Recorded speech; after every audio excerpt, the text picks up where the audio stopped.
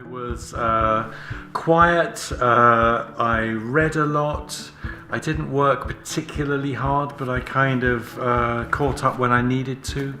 I used to love drawing when I was at school, and so if I wasn't reading or hanging out with friends, I'd be in the art room drawing or painting or something at lunchtimes.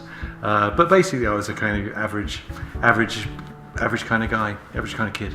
I went to art school because I could draw, but what I found when I got to art school was that I would write down the ideas that I had for a film or some grand kind of piece of work, and then I didn't make the work, I just sort of wrote the idea down, and I realized that was the work, the writing of the idea was the work. So this was all very rudimentary stuff. It wasn't like I was writing fiction or anything at that time.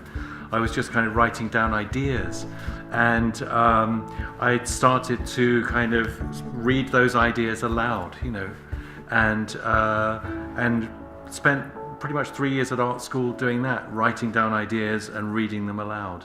And gradually I realized that I must be a writer, because this is actually writing that I'm doing. But it took a while. Well, right now I'm in the promotional phase with a new book. My latest novel, The Fountain in the Forest, was just published in January, and in the period leading up to publication and for a month or two after publication, it's a pretty endless round of writing articles, doing interviews, doing appearances and bookshop events and festivals and things like that. So right now I'm doing a lot of that sort of public stuff, and looking forward to getting back to my desk for a bit longer, because the novel that just came out, The Fountain in the Forest, is the first of 3. It's a series, a trilogy, and so I'm actually into number 2, and I've given myself until the end of the year to finish number 2 in the trilogy. So that's what I'm working on at the moment, or trying to, but I'm doing quite a lot of events and things. I was very lucky. A couple of weeks ago, I was invited to, or a few months ago, I was invited to host a screening at the London Review Bookshop of a film that meant something to me. And the film I chose is a film called Weatherby by a director called David Hare. And this is a film that was released in 1985. Quite early in his career, relatively. It was the first film he directed, and for me, I think it's a phenomenal piece of work, and definitely underappreciated. And I always had the feeling that it was underappreciated even by David Hare, the director, because he's better known for his theatre writing and his plays.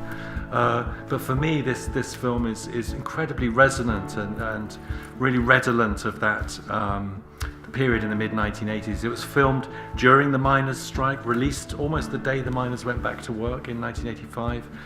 Makes no mention of the miners' strike, but you can read it as a kind of allegory of that time. And so when I was invited to screen a film that meant something to me, I chose Weatherby by David Hare because it's a film that's hardly ever seen, it's hardly ever shown, it's very seldom on TV, it's never seen in the cinemas. So here was a chance to present it to an audience afresh, and it went down incredibly well. People loved it. There was a great response, but definitely, that's an underappreciated bit of British cinema from the early days of film 4.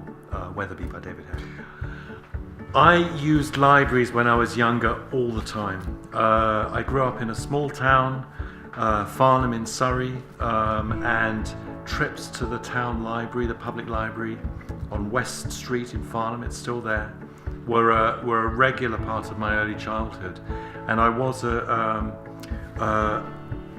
ravenous reader. I read everything, and I read all of the books in the school library, and worked my way through all of the books in Farnham Library in the children's section, and quickly kind of graduated to the more interesting section, the science fiction section, these great Galant's science fiction anthologies. Writers like Doris Lessing, I discovered in Farnham Library as a child, and I'm a huge supporter of libraries. If libraries hadn't existed in my childhood, I don't think I'd be doing what I'm doing now, because I wouldn't have had access to literature. You know, my family didn't have a lot of money, so buying books was an absolute rarity. Maybe that would be something, you know, Christmas or birthdays, you'd get a book token and you could go and buy a book, and libraries were the kind of wellspring of reading and the source of literature. And I'm still, I think, some of those books that I read in Farnham Library as a child, particularly those science fiction anthologies, you know, writers like Asimov, J.G. Ballard, Michael Moorcock. These are writers who I'm still interested in, you know. So yeah, libraries really planted a seed in my life, and were an essential part of my childhood.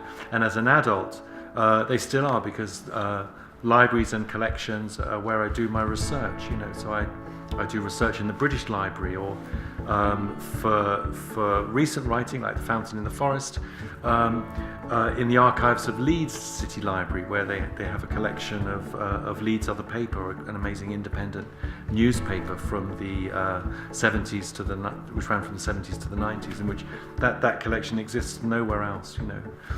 So libraries are still a part of my life, and unfortunately we're living through a period where the statutory duty to provide a library, which is enshrined in law, is being disregarded by too many local authorities, and hundreds of libraries, literally hundreds of libraries, have been closed down or withdrawn from service in various ways over the last 4 or 5 years.